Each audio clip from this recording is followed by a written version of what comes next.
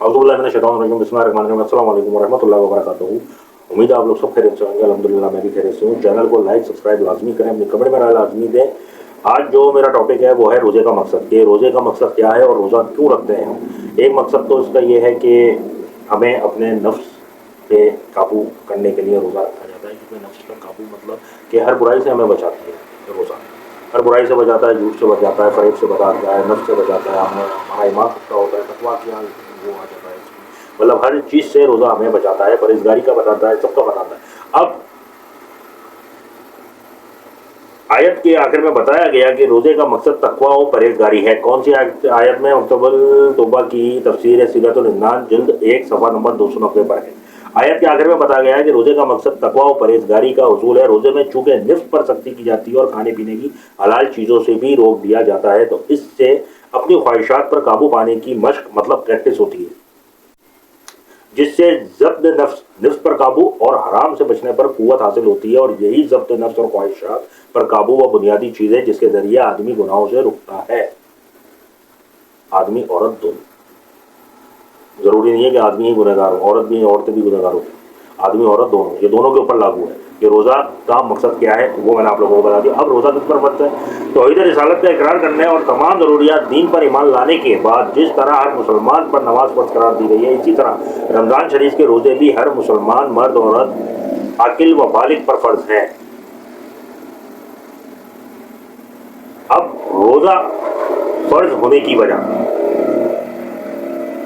ये मैं आप लोगों को बता दूं कि रोज़ा फ़र्ज होने की वजह क्या है। इस्लाम में अक्सर अमाल किसी ना किसी रूह पर वाक़ये की याद ताज़ा करने के लिए मुकर्रर किए गए। इसके पीछे भी एक वाक़या है कि रोज़े क्यों रखे गए हैं और अल्लाह ताला ने उम्मत पे, हमारे नबी की उम्मत रोज़े क्यों फ़र्ज़ किए गए, उसके बारे में मैं आप लोगों को बताऊँ कि मसलन सफ़ात मरवा के दरमियान हाजियों की सही हज़रत सैयदना हाजरा रज़ी अल्लाह ताला अन्हा की याद में, ये आपने सुना होगा वाक़या कि जब हज़रत हाजरा रज़ी अल्लाह ताला अन्हा ने पानी ढूंढने के लिए चक्कर काटे थे, तो आप सल्लल्लाहु अलैहि वसल्लम अपने लगते जिगर हज़रत सैयदना इस्माइल अलैहिस्सलाम के लिए पानी तलाश करने के लिए इन दिनों पहाड़ों के दरमियान 7 बार चली और दौड़ी थी। वो अल्लाह ताला को अदा इतनी पसंद आई थी, इतनी पसंद आई थी अल्लाह ताला को वो अदा, उनके चलने की, उनके पानी ढूंढने की, कि अल्लाह ताला ने वो मुसलमानों पे फ़र्ज़ कर दिए गए। और उम्रा में हम तवाफ़ करते हैं 7 दफ़े, ये उनको इतनी अदा पसंद आई थी अल्लाह ताला को। ऐसे ही अल्लाह ताला को सजदे की अदा इतनी पसंद आई, इतनी सजदे की अदा पसंद आई, जब हज़रत आदम अलैहिस्सलाम को अल्लाह ताला ने तकलीफ किया, तो जब शैतान को जन्नत से बाहर निकाला, तो अल्लाह ताला को सजदे की अदा इतनी पसंद आई, इतनी पसंद आई, इतनी पसंद आई कि अल्लाह ताला ने मुसलमानों पे वो 2 सजदे फ़र्ज़ कर दिए गए, तो वो हम हर रकत में 2 सजदे करते हैं।